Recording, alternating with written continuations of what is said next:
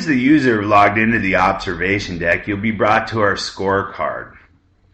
One thing to keep in mind, as I mentioned in the very beginning, is due to resolution changes with the web session, I'll be zooming in and out.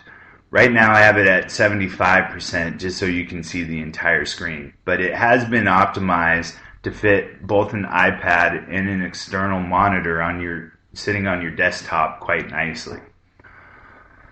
What I'll do is each and every one of these screens does build upon each other. Therefore, I'll show you new feature and functionality along the way and then point out new key features and functions as we go. So starting with this scorecard, which you can also see as your table of contents, it's your 10,000 foot level entry into the Netezza system.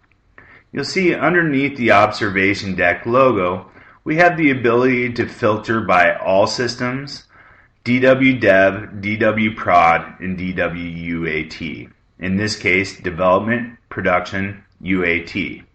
Therefore, if you just wanted to look at production standalone, you could just highlight that and you'll notice that the scorecard has re-imaged itself and now only showing key information from production only. Again, you can look at all systems side by side, and that's where I'm elected to look at now. Secondly, we have some filters here where it will show all KPIs or just specific KPIs per system. Therefore, if I just select capacity only, you'll now see this scorecard is reloaded where it shows development, production, and UAT, and capacity statistics for those three environments alone. Now I'd like to draw your attention to the scorecard itself. You'll see to the far right we have some color coding. The colors are red, green, and yellow, just like your standard stoplight.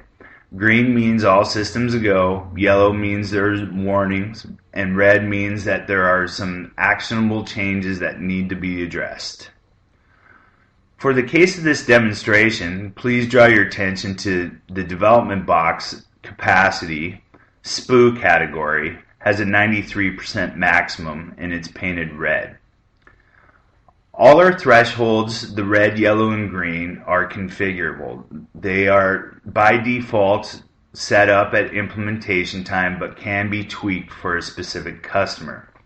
In this case, any specific SPU that is over 90% utilized will be painted red. Therefore, in our development environment, we have a 93% SPU and it is red. Keep this in mind as we'll be coming back to it here in a bit as a specific example. The next dashboard I'd like to discuss is capacity. Capacity has multiple different diagnostic information that we're pulling out. So therefore, starting left to right on the top of the radio buttons here, you'll see system disk capacity. So what's your disk utilization in an overall system? Then SPU, individual SPUs. And finally, we have some file system usage statistics as well. Underneath the observation deck logo to the left here, you'll see now we've introduced a calendar. This calendar can be used to toggle back and forth to any day in the past if you wanted to see what was going on for that specific day. As mentioned previously, you still have the capability if you just want to look at one or two or multiple systems side by side, you have this filtering capability as well. Drawing your attention to the middle widget here, you'll see now that we have a nice color coordinated table representation of all your systems. Starting from the top to bottom, we have a total line, which is a sum of all your systems, a development line, a production line, and a user acceptance testing line. We have system name information. We also have what the used disk looks like, the percentage, and the total disk capacity for each one of those systems. It's important to note that this is using a weighted coloring scheme. Therefore, the more orange a record, the larger it is. Obviously, in this case, the total is going to be the sum of its parts, therefore it's orange. You'll also see on the left side we have rectangles with the same color coordination. These rectangle sizes also have meaning. It's all a built-in algorithm. So we teach our users to hone in and look for the orange records and the rectangles that are of largest size. Those are the records that have the most value. The next thing to look at within this specific screen is the time series here at the bottom. You'll see the blue line is actually the trend line of actual used partition disk space over time. So in May, we were sitting at almost 27 terabytes. And in June, 2 months later, we were sitting at almost 39 terabytes. This gives you, as the user, a very easy to use visual representation of your data, and you can start to make forecasting and trend analysis on your overall capacity. Again, keep in mind right now we're looking at total. To change the time series, all you have to do is select any of these other records on the top, and it will change the corresponding time series below. So I just switched to development, and you'll see that the time series has changed, and now we're looking at development only. Another thing of note, and we'll come back to this, is this pin slider. This allows you to very easily change the dynamics of the size of the date range that you want to look at. When we first logged in, we were looking at 2 months of data side by side. Now I've shrunk it, and we're looking at 7 days and 7 days only of growth, and you can see over these 7 days it was very flat. The other thing of note is you'll see this little table button right above the pin slider. If you click on that, it changes the view from the graphical graph into a nice table view that shows you day by day what, for this specific system, what the date was, what the size was, and what the usage percentages were. And you can switch and toggle it back again. Next, I'd like to discuss SPU, individual SPU information. If you remember during our scorecard conversation, I did discuss that we had one specific SPU that was at 93% and therefore it was painted red. You'll see, as you would imagine, this is the record in orange. We have a SPU percentage of 93%, and it is painted in orange, and it does have the largest box next to it on the left here.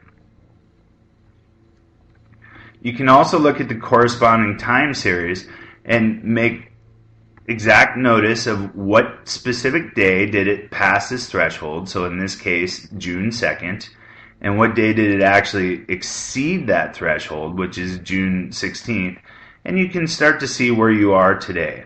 So today we are on July 16th at 93%. You can see we are very close to exceeding our capacity. The second thing to note, and it was actually on the previous screen as well, is this solid yellow line across. This is a visual 80% line. It just is meant for you as the user to understand when you are starting to get exceedingly close to needing to address something.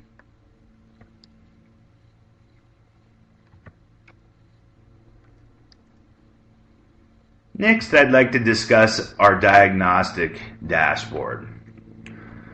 Starting from the top with the radio buttons again, you'll see that we're collecting information on database sizes, table sizes, reclaimable space, table skew, and a few other diagnostic categories as well. Drawing your attention to the left side of the screen again, underneath the observation deck logo, you'll see we still have the calendar, we still have the capability to filter by system, but now we've also introduced a new filter, which is a database filter. If you scroll over, you can see that you'll be highlighting any individual database within the system.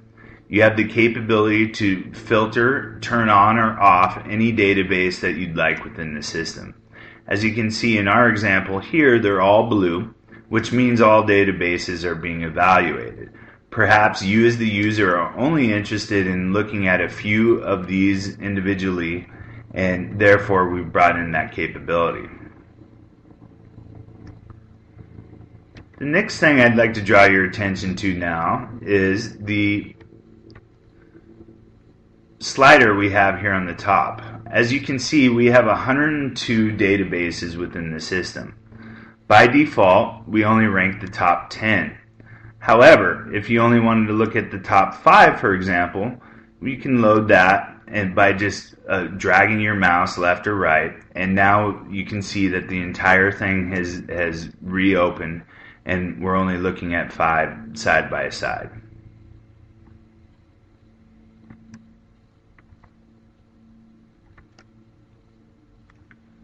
Just like the previous screens, everything is color weighted here, and you'll see that the orange records and the larger squares on the left here determine that those databases are the most important. They have the highest size and row count.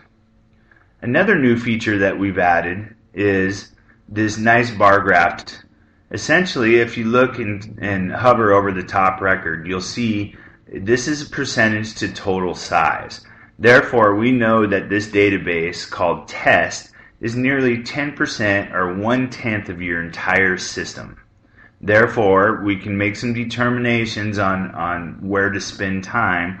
Obviously, this is a very large database and should be tuned.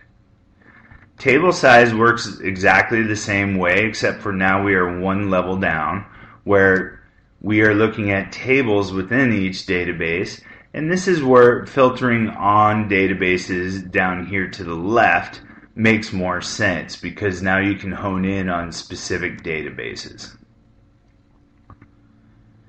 Next, we'll look at the reclaimable space factor. You'll see we have one record in orange, this table ACT BKP, which has 51% reclaimable space. It's painted in orange, so you as the user know it has some importance. Obviously, if it's 51% reclaimable and it's got about 124 gigs, it's probably worthwhile investing time and energy to reclaim this table. Another thing of important note with this specific table is we have 16% showing the value of this. This is the percentage of overall table reclaim size. Therefore, this ACT BKP table is essentially 1/5 of your overall reclaim size. To drill in further, let's say we want to look at just production only. If we filter and now we're looking at production only, you'll see that a second record is turned somewhat orange, this SEG table as well. Combined, you'll see that ACT BKP still shows 51% reclaim, but SEG is 55% reclaimable. Now note that the top table has 33% of the total reclaimable size, and table number 2 shows 21%. Keep in mind this is of your production system, since that's what we filtered on. Therefore, with just a few mouse clicks, you as the user have identified 2 tables that represent over half your reclaim size in production and can be easily addressed, and those 2 tables will address more than half of your problem. Next, I'd like to draw your attention toward table skew. As we know, distribution is an important factor within the Netezza system as well. And you'll see here we have orange records that show that we have bad skew, where the max skew equals 216, and they're running on 1 SPU. You'll see in this column SPUs used. Another thing to note here is we've introduced a column called volatility. Volatility is a standard deviation calculation that allows the user to determine how likely is this record to change over time. It's very important when you start to look at distribution and reclaim type of issues.